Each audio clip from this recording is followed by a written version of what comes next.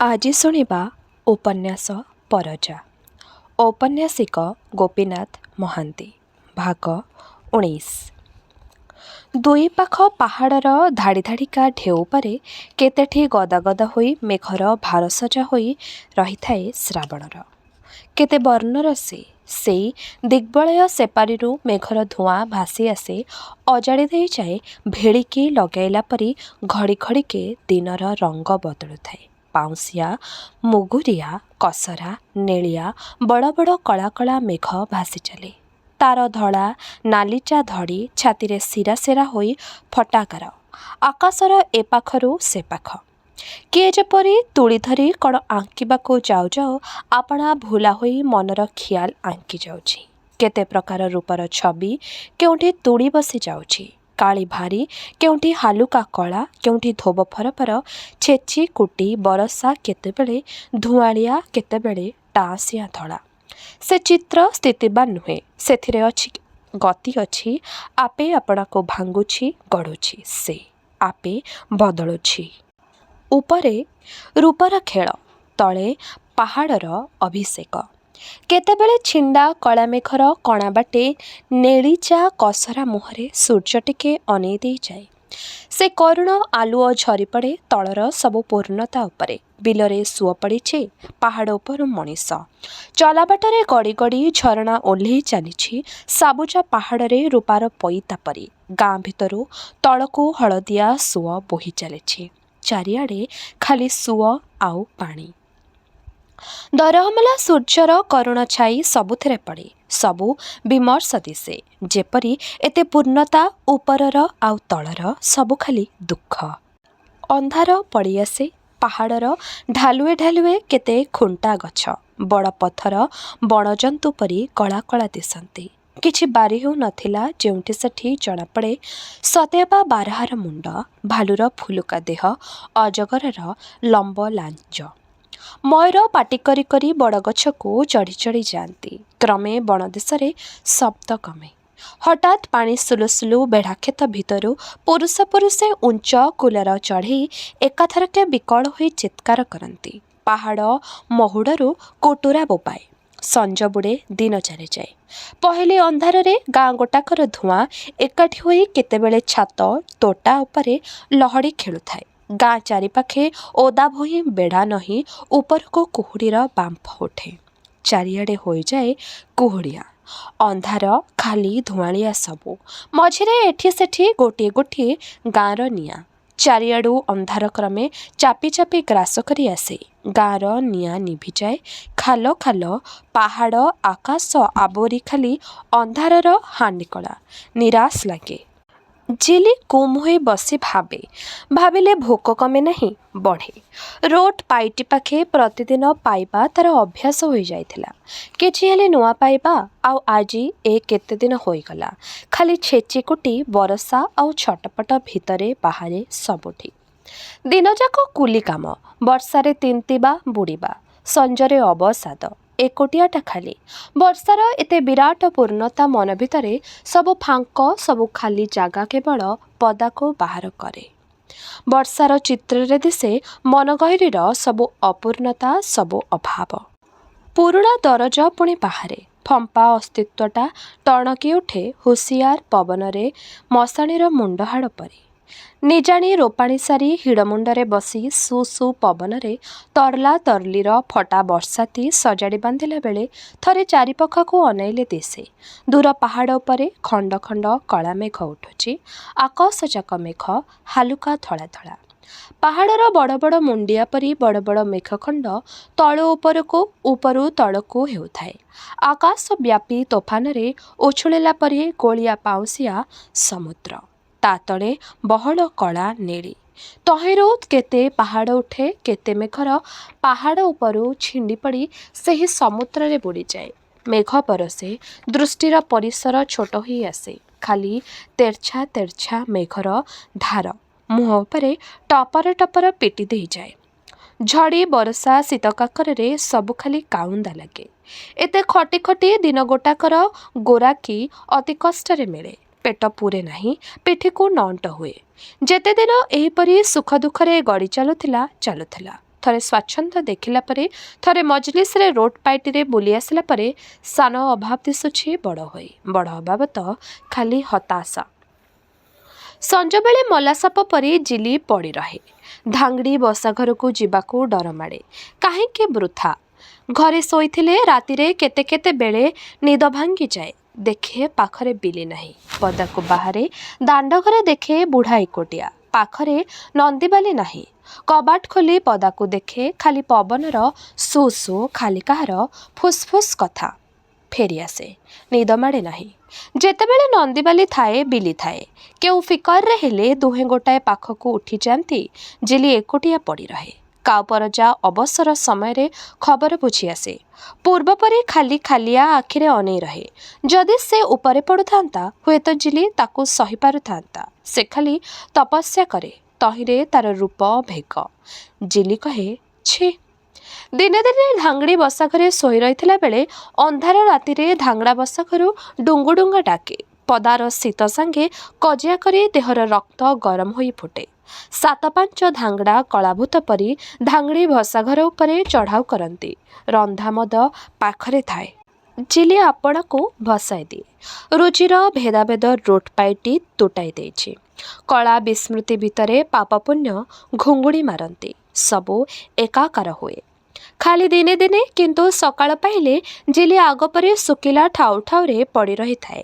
ନିଛାଟିଆଟା ରାତିର ରୂପ ଭିର୍ନେ ଦିନର ଆଉ ପ୍ରକାର। ଆଉ ରାତିର ଫୁର୍ତ୍ତିରେ ଅଭାବ ଘୁଞ୍ଚେ ନାହିଁ ମନର କି ଦେହର।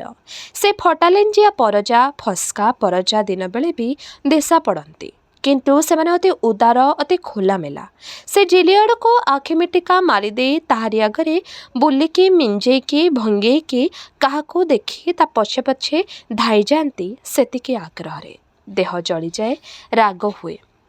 କେତେ ରାତି ଜିଲି ମନା କରିଦିଏ, ନେଚି ହୁଏ। କଥା ଯାଏ ପିଟାପିଟି ଛିଙ୍କାଉଟରା ପର୍ଯ୍ୟନ୍ତ। ଫଟାଲେଞ୍ଜିଆ କି ଫସ୍କା ପରଜା ବିକାର କରନ୍ତି ନାହିଁ କି ସକେଇ ହୁଅନ୍ତି ନାହିଁ। ଢୋଲେ ଢୋଲେ ମଦ ପିଇ ଦେଇ ଯୁଆଡ଼େ ପାରି ସିଆଡ଼େ ଛୁଟନ୍ତି। ଜିଲିର ମନ ଗହୀରରୁ ବାହାରେ ଅନୁଶୋଚନା। କ୍ଷତିଟା ଏକୁଟିଆ ତାରି। ଲାଭ ଆଉ ସମିସ୍ତିଙ୍କର। ଏ ଖେଳରେ ପଇସା ରୋଜଗାର ହୁଏ ନାହିଁ। ଖାଲି ତୁଣ୍ଡ ସରାଗ। ସେ ପୁଣି ଅଳ୍ପ ସମୟ ପାଇଁ। ଏଥିରେ ଜୀବନ କାଟିବାର ବ୍ୟବସ୍ଥା ହୁଏ ନାହିଁ। ଫଟାଲେଞ୍ଜିଆ କି ଫସ୍କା ପରଜା କି ଉତ୍ସୁକ ନୁହନ୍ତି ଝୋଲା ବାନ୍ଧି ଦେଇ ବିଭା ହୋଇ ପଡ଼ିବାକୁ। ତାଙ୍କର ସଂସ୍କୃତି ଖୁବ୍ ସହଜ ଆଉ ସାଧା। ବାଟରେ କାହାର ସିଂଘାଣୀ ନାକି ପିଲାଟିଏ ଦେଖିଲେ କାଖେଇ ପକାଇବାକୁ ମନେ ହୁଏ। ତା ସାଙ୍ଗେ ଟିକିଏ ହସ ଖେଳ କଲେ ଖୁସି ଲାଗେ। କାନ୍ଦୁରା ପିଲାକୁ ଗେଲ କରି ଲୁହ ପୋଛି ଦେଇ ଛାତିରେ ଜାକି ଧରିଲେ ମନଟା ହାଲକା ଲାଗେ। ଗେଲ କରୁ କରୁ ଦେହ ଭିତରେ ଯେପରିକି ଚନ୍ଦନର ଧାରା ବୋହେ। ତା ବୟସରେ କେତେ ଟୋକୀ କେଉଁ ଗାଁରେ ପିଲାର ମା ହେଲାଣି। କେହି କୁଆଡ଼େ ନଥିଲା ବେଳେ ସାନ ପିଲାଙ୍କୁ ରୁଣ୍ଡେଇ ଧରି ଜିଲି ଖେଳି ବସେ। ହସି ହସି ଥଟ୍ଟା କଲା ପରି କାନ ପାଖେ କହେ, ମତେ ମା ବୋଲି ଡାକ, ଖଜା ଦେବି। କେତେ ପ୍ରକାର ଚିନ୍ତା ତ ଆସେ। ଚିନ୍ତା ଆଉ ସ୍ୱପ୍ନ। ସେଥିରେ ଶାନ୍ତି ନାହିଁ। ମନଟା କତୁରୀ ହୁଏ। ଭାଁ ଭାଁ ହୋଇ ଏହିପରି ବୁଲୁଥିଲା ବେଳେ ଥରେ ଆସି ପହଞ୍ଚିଲା ମଧୁଘାସି। ୟା ପୂର୍ବରୁ ଲଗାଏତ କେତେ ରାତି ଅଧରେ ଅନ୍ୟମାନଙ୍କ ସାଙ୍ଗେ ମିଶି ସେ ଫୁର୍ତ୍ତି କରିବାକୁ ଆସିଛି। ଚିହ୍ନା ପରିଚୟ ଥିଲା ଦିଲ୍ଲୀ ସାଙ୍ଗେ। ବେଳ ବୁଡ଼ା କାମଧନ୍ଦା ପରେ ମଧୁଘାସି ଆସି କହିଲା, ଏ ଜିଲି ଆ ଟିକିଏ, ମୋ ସାଙ୍ଗେ କାମ ଅଛି। ବାଟ ପାଖ ଆମ୍ବଗଛ ତଳକୁ ଡାକି ନେଇ ମଧୁଘାସି କହିଲା, ଦେଖିଲୁ ଏ ଡୋରିଆ ଜାମାଟି କେଡ଼େ ସୁନ୍ଦର ହୋଇଛି। ଆଉ ଏ ଛତା ଖଣ୍ଡ। ଆମ ପରି ଲୋକଙ୍କ ମୁଣ୍ଡ ଅଛି ଏମିତିକା ମାନ କିଣିବାକୁ? ତେବେ ହଁ, ବଡ଼ ବଡ଼ ଲୋକ ଦୟା କଲେ କିଛି ନ ମିଳିବ ତା ନୁହେଁ। ହଁ, ତୋ କଥା କହୁଥିଲି। ରୋଟ୍ ପାଇଟିକି ଯାଇଥିଲୁ, ସେଠି କୁଲି ହେଲେ ରୋଜଗାର କରିଥିଲୁ। ଏବେ ଖଦି ମଧ୍ୟରେ ଫାଟିଗଲାଣି। ମୁଣ୍ଡକୁ ତେଲ ଟିକିଏ ମିଳୁନାହିଁ। କେଡ଼େ ସୁନ୍ଦର ଗୋରା ରଙ୍ଗ ହୋଇଥିଲା, ଦେହ କଳା ପଡ଼ି ଆସିଲାଣି। ଜିଲି ମୁହଁକୁ ତଳକୁ ପୋତି ଠିଆ ହୋଇ ଦୀର୍ଘଶ୍ୱାସ ମାରୁଥାଏ। ହଁ, ଏବେ ଶୁଣ, ଏ ଜାମା, ଛତା, ଏଟା ସେଟା ସବୁ ମତେ ଦେଇଛି ଆମ ଗାଁକୁ ଯେଉଁ ସାହୁକାର ଆସିଛି ସେ। ତୋର ଭାଇ ଦୁଇଟା ଏବେ ମଧ୍ୟ ତା ପାଖରେ ଗୋତି ଅଛନ୍ତି। ତୁ ଜାଣିନଥିବୁ କି? ବେଶୀ ପଇସା ଅଛି ତାର। ସୁନା ଖାଲି ଗଦା ଗଦା, କୁପା କୁପା। ଆଉ ଏଡ଼େ ଭଲ ଲୋକଟିଏ। ଯାହା ତାକୁ ମାଗିବ ସେ ତା ଦେବ। ମୁଁ କହୁଛି, ତୁ ଶୁଣ, କେହି ମିଶା ଜାଣିବେ ନାହିଁ। ସେ ସାହୁକାରକୁ ଯଦି ଧରିପାରିବୁ, ତୁ ଯାହା ଇଚ୍ଛା କରିବୁ ତା ପାଇବୁ। କପାଳରେ ଥିଲେ ସିନା ସୁନା ଗୋଟାଏ ଦୁଇଟା କୁପା ମିଶା ମାରିପାରିବୁ। ମୋ କଥା ଶୁଣ, ତୁ ଆଉ ନାହିଁ କରନା। ତୁ ମୋତେ ନସେଇବାକୁ ବସିଛୁ ମଧୁ। ଛି ଛି, ଆମେ ନିଚୁ। ଜିଲି 2 ପାହୁଣ୍ଡ ପଛେଇ ଗଲା। ମଧୁଘାସି ଏସବୁ ଧରଣ ସହିତ ଭାରି ଚିହ୍ନା କହିଲା। ଏଡ଼େ ତନ୍ଦ୍ରା କି ତରତର ନାହିଁ ବା। ସାହୁକାର ଏବେ ଘରକୁ ଯାଇଛି, କେତେଦିନ ଗଲେ ଆସିବ। ଏବେ ନାହିଁ କରୁଥା, ପଛେ ସେତେବେଳେ ଆଉ ନାହିଁ କରିବୁ ନାହିଁ। ରାତିକୁ 1 ଟଙ୍କା, ବୁଝିଲୁ। ତୁ ଯା, ମୁଁ ପଛେ ଆସିବି ତା। ମଧୁଘାସି ଚାଲିଗଲା। ଜିଲି ଭାରି ରାଗିଗଲା ପରି ଦିଶୁଥାଏ। ସତେ ଏଡ଼େ ସାହସ! କୋଉ ଗାଁର କୋଉ ଶୁଣ୍ଢି ପାଟକାରା ବୁଢ଼ା ଡୋକରା ଏମିତି ଟଙ୍କା ଦେଇ ସେ ଜାଣେ। ଏବେ ବାପାକୁ କହିଦେଲେ ମଧୁଘାସିର ପାଇଟି କରିଦେବ ନାହିଁ କି ସେ। ଏଡ଼େ କଥାଗୁଡ଼ାକ ଆଉ ତାର ଭାବ ଖୁବ୍ ଚଞ୍ଚଳ ଗାଡ଼ି ଜୋଖି ଦେଖିଲା ପରି ଜୋଖି ହୋଇ ଘଡ଼ଘଡ଼ ହୋଇ ଗଡ଼ି ଚାଲିଗଲା ତାର ମନ ଭିତରେ। ଆଉ ସେଇ ଗତି ସାଙ୍ଗେ ଯେତେ ସେପରି ଗୁଡ଼ାଏ ତତଲା ପବନ, ଯାହା ସବୁ ଫୁଲ ସବୁ ପତ୍ର ଶୁଖେଇ ଗଡ଼େଇ ଦେଇ ଯାଏ। ପବନ ଗୁଡ଼ାଏ ଚାଲିଲା ତତଲା ଭଉଁରୀ ଖେଳି। କିନ୍ତୁ ଥରେ ତାର ମୁଣ୍ଡର ଶିରାଗୁଡ଼ାକ ଟଣକେଇ କାନ ମୂଳ ତତେଇ ଦେଇ ଧାରଣାଗୁଡ଼ାକ ଚାଲିଗଲା। ତାପରେ ଏ ତାତିର ସିଝା ଦାଗ ବି ରହିଗଲା ନାହିଁ କେଉଁଠି। ମଧୁଘାସିର କଥାଗୁଡ଼ାକ ମନ ଗହୀରକୁ ବୁଡ଼ିଗଲା। ଟାଣୁଆ ହେଉ ପଛେ ସେ ମଞ୍ଜି। ତାପରେ ଦିନ ଗୋଟାକ ବିନା କଥାରେ ଖାଲି ଆପଣା ଉପରେ ଚିଡ଼ି ଚିଡ଼ି ଲାଗୁଥାଏ। କିଛି ଅଭାବ ଆଖିରେ ପଡ଼ୁଥାଏ। ଲୁଗା ଖଣ୍ଡେ ବି ଦର ହୋଇ ନାହିଁ। ବାପାକୁ କହିଲେ ବି କିଛି ଫଳ ନାହିଁ। କି ସୁନ୍ଦର ଖୁସିରେ ଥିଲା ସେ ରୋଡ଼ ପାଇଟି ଉପରେ। ଏବେ ଦେଖ କେଡ଼େ ହଇରାଣ। ଚିଡ଼ି ଲାଗୁଥାଏ ମନ ଭିତରୁ। ବାହାର ମନରେ ଏ ଧାରଣା ଆସୁଥାଏ, ଆଉ ଥରେ ଆସନ୍ତା କି ମଧୁଘାସି ତାର ମୁଣ୍ଡଟା ଚୋବେଇ ଖାଇଲେ ହୁଅନ୍ତା। ମହା ପଟକାର ସେ। ଘରେ ନନ୍ଦିବାଲି କହିଲା, ମୁହଁଟା ହାଣ୍ଡି ପରି କରିଛୁ କାହିଁକି ଅପା? ହାଣ୍ଡି ନାଇଁ ତ, ଚକୁଳି ପିଠା ପରି। ଟିକେ ରହ, ମୁଁ ଡୁଙ୍ଗୁଡୁଙ୍ଗା ଆଣେ। ଏ ବିଲି, ତୁ ଟିକେ ନାଚ ତ।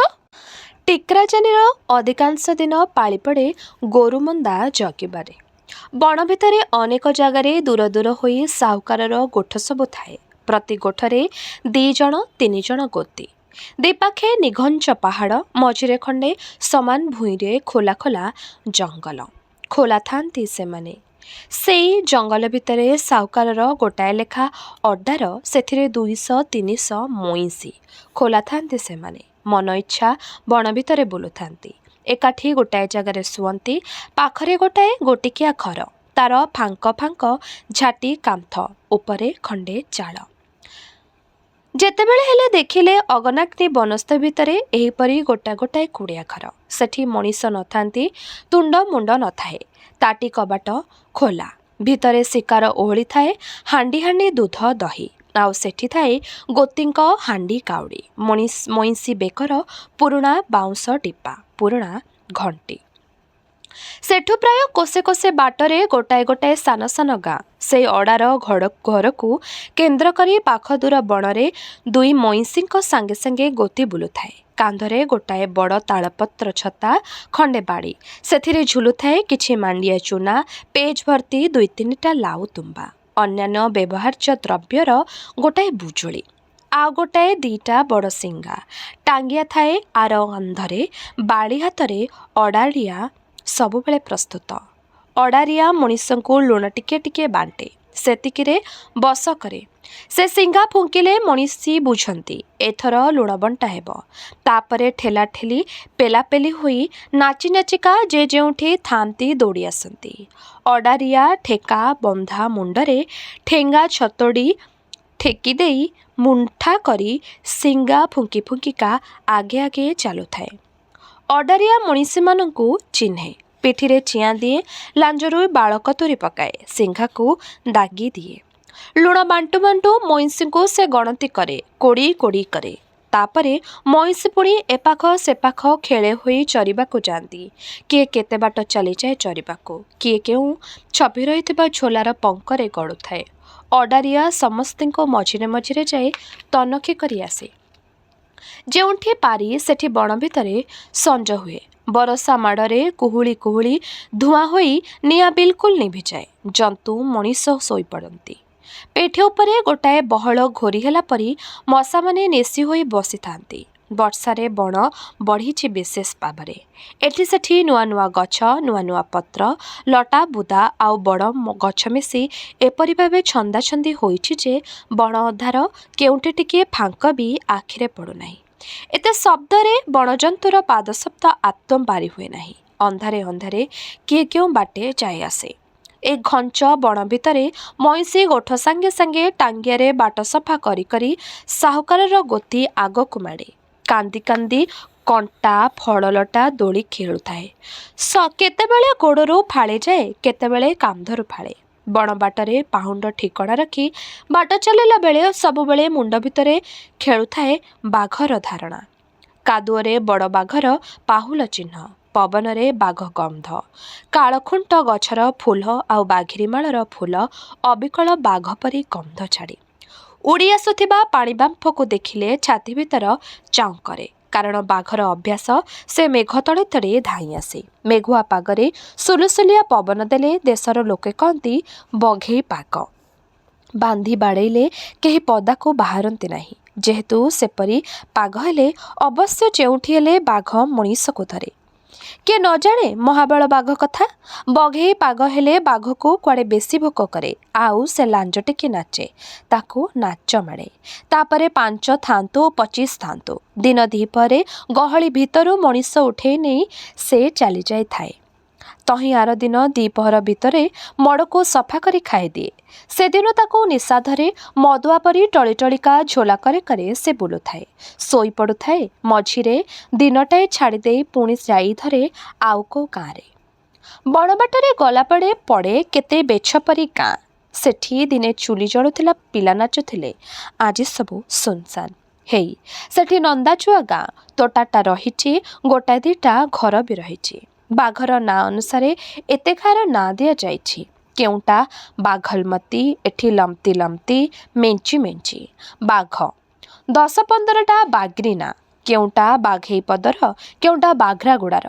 ଭୟର ନାଁ ଶଙ୍କା, ବଡ଼ ଶଙ୍କା, ଚିଲି ଶଙ୍କା।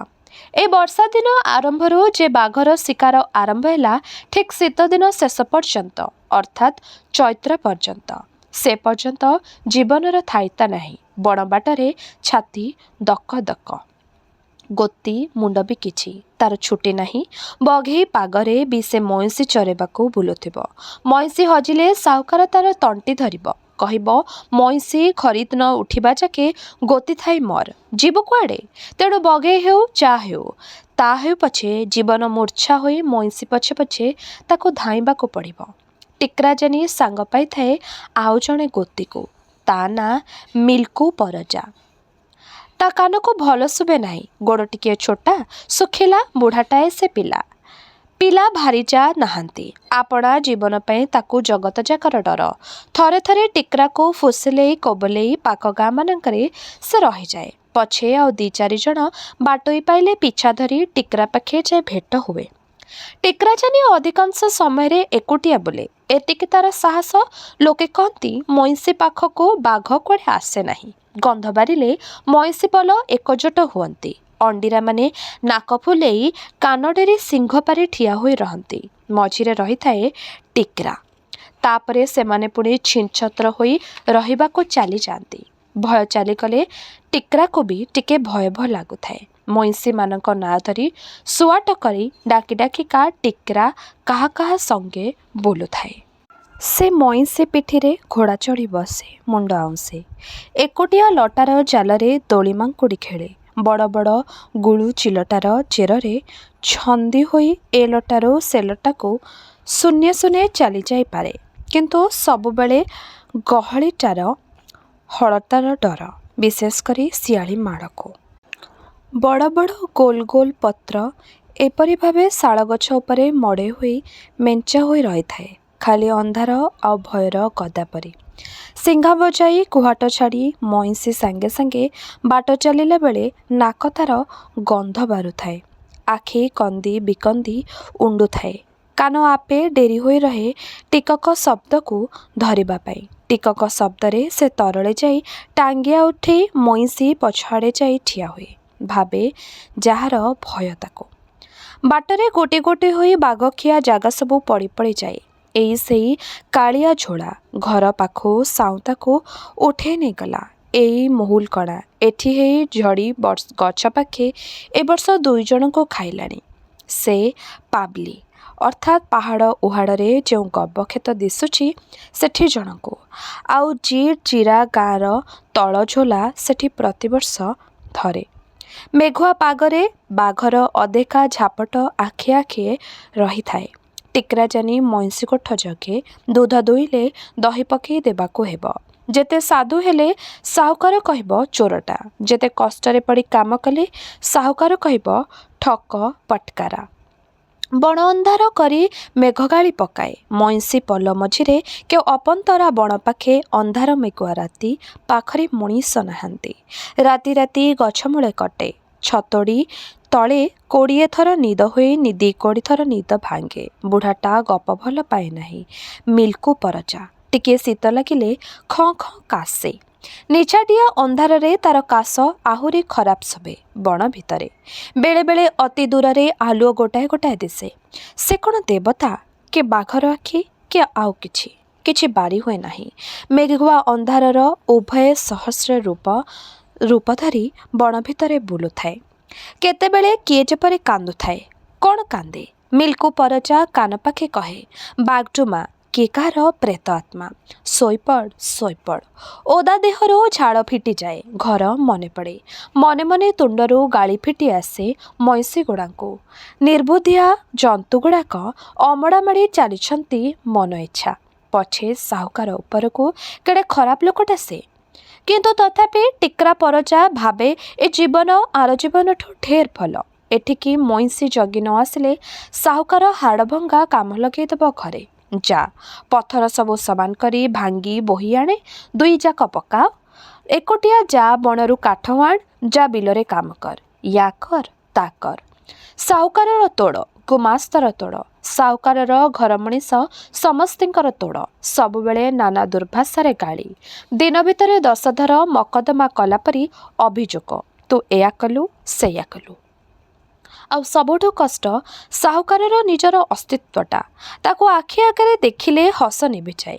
ମନର ସରାଗ କୁଆଡ଼େ ପଳେଇଯାଏ। ମୁହଁଟା ଲମ୍ବା ହୋଇଯାଏ। ତାର ବ୍ୟବହାର ପ୍ରତି ମୁହୂର୍ତ୍ତରେ ସତେ ଯେପରି ଚାବୁକ ପିଟି ପିଟି ମୁଣ୍ଡରେ ପୁରାଏ। ତୁ ଗୋତିଟାଏ ତୁ ଗୋତିଟାଏ ଗୋତିଟାଏ ଟୁ ବନ୍ଧା ତୁ ସବୁବେଳେ ସବୁଦିନେ। ତୋର ମୁକ୍ତି ଲେଖି ନାହିଁ ଏ ଜୀବନରେ।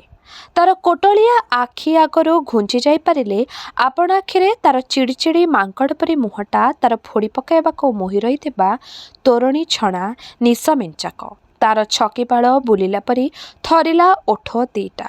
ନ ପଡ଼ିଲେ ଶିରାଗୁଡ଼ାକ ଭିତରେ ତତଲା ତେଲ ବୁହାଇ ନ ଦେଲେ କେତେ ହାଲୁକା ଲାଗେ ଜୀବନଟା। ତା ଗୋତି ନ ଦେଲେ ବୁଝିବା ଅସମ୍ଭବ। ତେଣୁ ଯେଉଁଦିନ ମଇଁଷି ମନ୍ଦା ସାଙ୍ଗେ ଧାଇଁବାକୁ ହୁକୁମ ମିଳେ ଟିକ୍ରାଜାନି ଦୁଃଖ କରେ ନାହିଁ। ଏ ଜୀବନରେ କଷ୍ଟ ଭିତରେ ବି ଆନନ୍ଦ ଅଛି। ବାଟେ ବାଟେ ଚଢ଼େଇଙ୍କ କୁଟୁରୁ ମୁଟୁରୁ ବଣର ଦୃଶ୍ୟ। ମୟୂର ଚରୁଛନ୍ତି। ଭାଲୁ ପାହାଡ଼ରେ ଅଛନ୍ତି। କୁଟୁରା ବିଜୁଳି ବେଗରେ ଧାଇଁଛନ୍ତି। ଏଣ୍ଡୁଅ ପୋଷାକରେ ରଙ୍ଗ ବଦଳାଉଛି। କେଲାଟି ମୂଷା ଖଇରିଆ ଧଳା ଚୌଚକା ଦେହଟିରେ ଢେଉ ଖେଳେଇ ଦେଇ ଏ ଗଛରୁ ସେ ଗଛକୁ ଡେଇଁ ପଡ଼ୁଛି। ବଣର ଦୃଶ୍ୟ, ସେଥିରେ ଆଖି ଖୋଳି ହୁଏ ନାହିଁ। ତିନ୍ତିଥିବା ବଣର ବାସ୍ନା। ସାନ ବଡ଼ କେତେ ଖେଳ। ଝୋଲାର ଜଳପ୍ରପାତ ଉପରେ ଡେଇଁ ଡେଇଁ ପାତି ମାଙ୍କଡ଼ ହୁରୁଡ଼େଇବା, ଶିଆଳି ଫଳ ପୋଡ଼ି ଖାଇବା, ଶିଙ୍ଗା ଫୁଙ୍କିବା, ମଇଁଷି ପିଠିରେ ବସି ଅଧା ଶୋଇ ରହି ଗଛ ତଳେ ତଳେ ଧୀରେ ଧୀରେ ଚାଲିଯିବା, କେଉଁଠି ଧାଙ୍ଗଡ଼ି ଆଖିରେ ପଡ଼ିଲେ ଗୀତ ମାରି ମାରି ପଛେ ପଛେ ଧାଇଁବା। କେତେ ଏହିପରି। ସବୁଦିନେ ଅନ୍ଧାରୁଆ ବଣ ଭିତରେ କଟେ ନାହିଁ। ବେଳେବେଳେ ଗାଁରେ ଅଟକି ଯିବାକୁ ସୁବିଧା ପଡ଼େ। ଅଚିହ୍ନା ଗାଁରେ ଧାଙ୍ଗଡ଼ା ବସା ଧାଙ୍ଗଡ଼ି ବସା ଘର। ମଉଜ ମଉଛବ। ସକାଳକୁ ନୂଆ ବାଟ। ଟିକ୍ରା ପରିଚା ବିପଦକୁ ବିପଦ ବୋଲି ଭାବେ ନାହିଁ। ଜୀବନକୁ ସେ ଉପଭୋଗ କରେ। କିନ୍ତୁ ଠିକ୍ ଯେତିକିବେଳେ ବଡ଼ି ବଡ଼ିକା ମନେ ମନେ ସେ ଗୋଟାଏ ମଣିଷ ହୋଇ ଆସେ, ପଛଆଡ଼ୁ କିଏ ଯେପରି ତାର ଗୋଡ଼ 2ଟାକୁ ଟାଣି ଦିଏ ଭୁସ୍ କରି। ସାହୁକାର କାମ ବରକେ କାମ ବଦଳେଇ ଦିଏ। ବୃଥା କଥାରେ ନିସ୍ତୁକ ଗାଳ ଦିଏ। କେତେବେଳେ କାମରେ ହାଲିଆ ହୋଇ ଟିକେ ଶୋଇପଡ଼ିଲେ ପାଦରେ ଭୁସି ଦେଇ ଉଠେଇ ଦେଇ କହେ, ଯା କାମ କର। ତେବେ ଏହିଠାରେ ଶେଷ ହେଲା ଔପନ୍ୟାସିକ ଗୋପୀନାଥ ମହାନ୍ତିଙ୍କର ଉପନ୍ୟାସ ପରଜାର ଏହି ଭାଗଟି। ଆଗାମୀ ଅଧ୍ୟାୟରେ ଏହି ଉପନ୍ୟାସଟିର ବାକି ଭାଗ ଗୁଡ଼ିକୁ ଆମେ ଶୁଣିବା। ରହିଲି, ନମସ୍କାର।